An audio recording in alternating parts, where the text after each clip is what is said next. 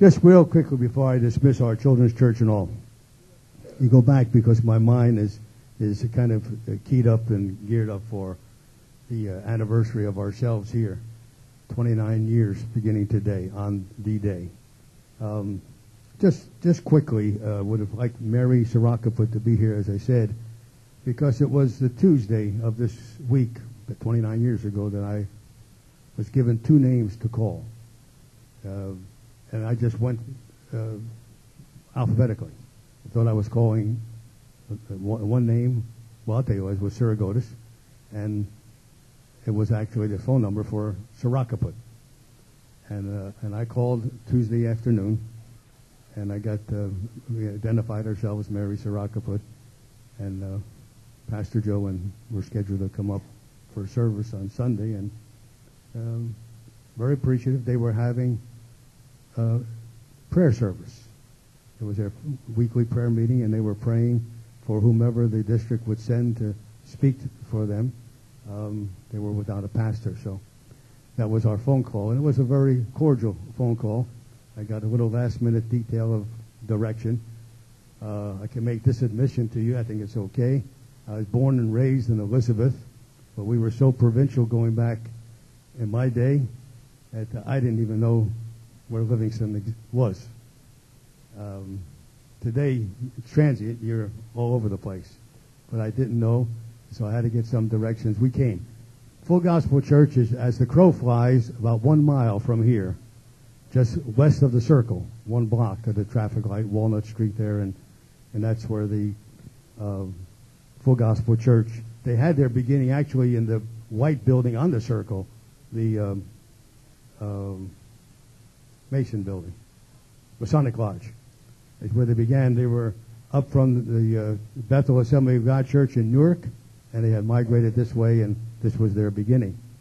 Well, we went into church that Sunday morning, Marlene and I, and we got there about 10:15 or so, just about the regular time here. And John Sarakavud, Jeannie's dad, was up in the front, and there were 4 people he was giving the adult Sunday school lesson to. And we came in and sat in the back and waited. He concluded. John came back. And those who know Brother John, remember Brother John? How many remember Brother John? With his little crew cut all the time? He came back. He was almost like a military man, and he said, "Okay, it's yours." And a little strange handing over. "Okay, it's mine." What do you mean, Brother John? It's yours. It's mine. You mean song service, offering, prayer, preaching? It's mine. I don't know, Jeannie, I think you were in Arizona at that time, so I know you weren't around. But anyway, that's what we did. It was a good thing we were familiar with the songbooks, and we were able to select some songs, had prayer, and first I said to him, "Well, we'll wait until the children come up." He said, "There are no children." There was the 4 he was speaking to in the front, which was Jim and Louise and Sister Miller and Mary, and John was a teacher. So, okay. So we felt, well, God had called us up, and we had a message prepared. He allowed me to prepare a message, and so I was going to preach like there were 50 instead of 5.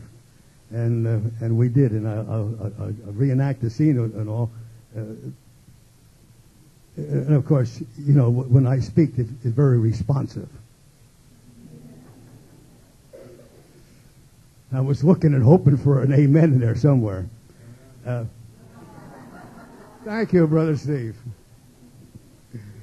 And so I concluded the service as we usually do, and I came down, and I got no greeting.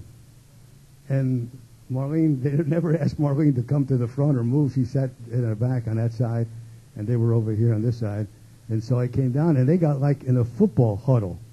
So I'm thinking, well, maybe they're thinking, what should we do? Get together? What are we going to pay this guy? Or I don't know what they were thinking.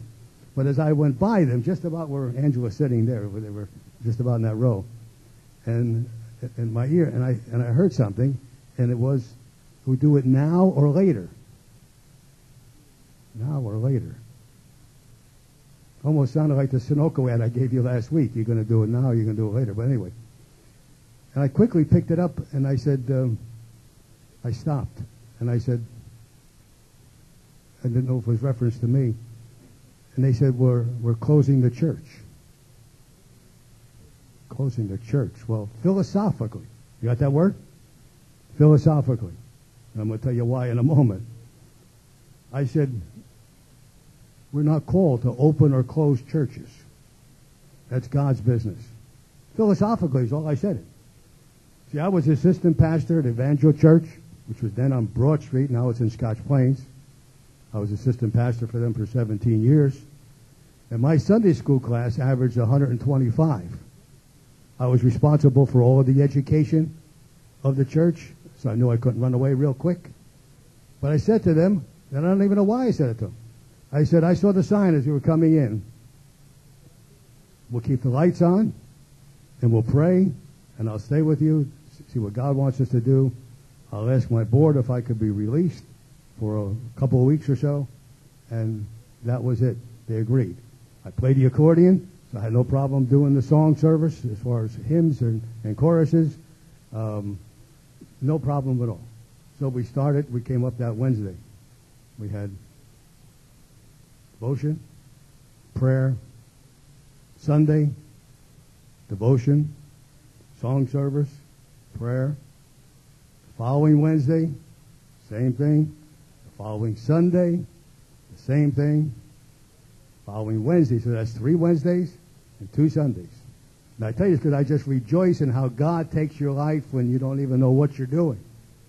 And on the 3rd Sunday, a family walked into church, 3 children.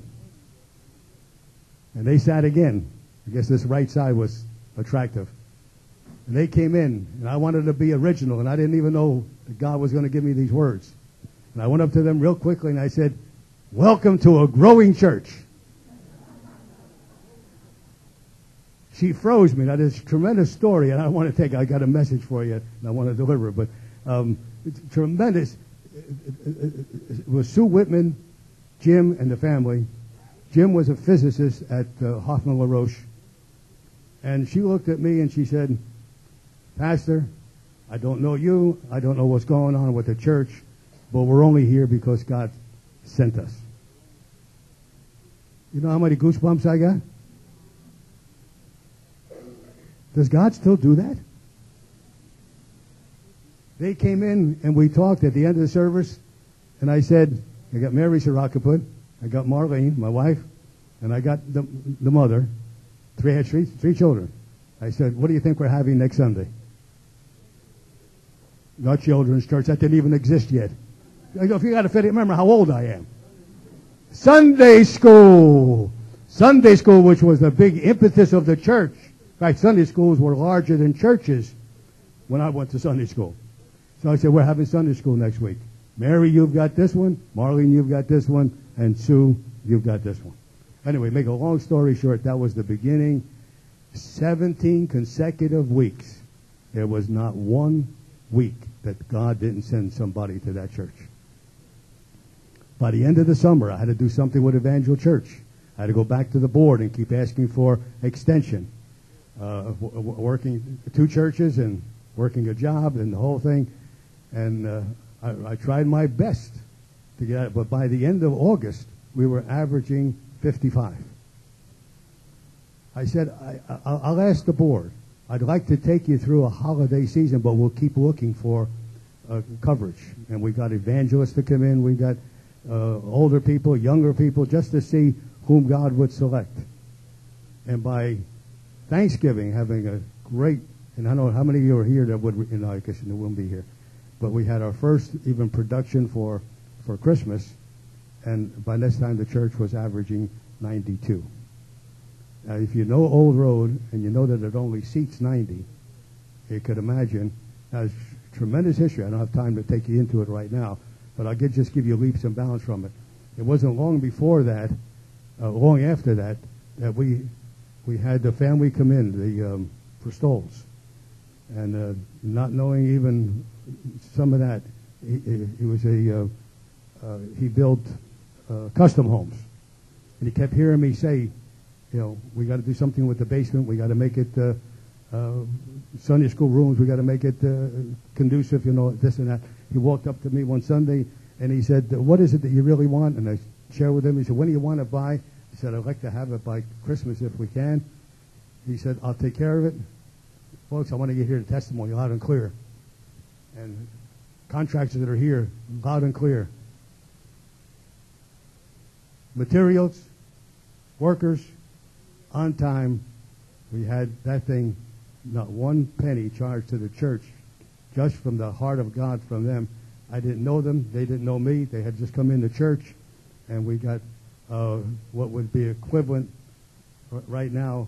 What can't be equivalent, but at that time, over $20,000 to fix up that whole basement of classrooms, et cetera, assignments. You would not believe. And see, all these things you wouldn't know, but in my heart, they're going round and round and saying what God had brought us to. We had the largest Ranger troop in New Jersey in that building, Troop 77. We had the largest missionette group in the state of New Jersey in that. I'm not taking any credit for it. I'm telling you what God did, really, in a sense, in spite of me. I was principal of a high school, and I was principal and pastor simultaneously for 15 years. I maintained my job. I backed away from Evangel Church, and eventually people started coming. You'll remember names like Bob Santasanio. In fact, Bob won't mind me saying that to you at all. Bob came in with a very, very, well, we would call a marriage that was about to break up. Well, it was already broken.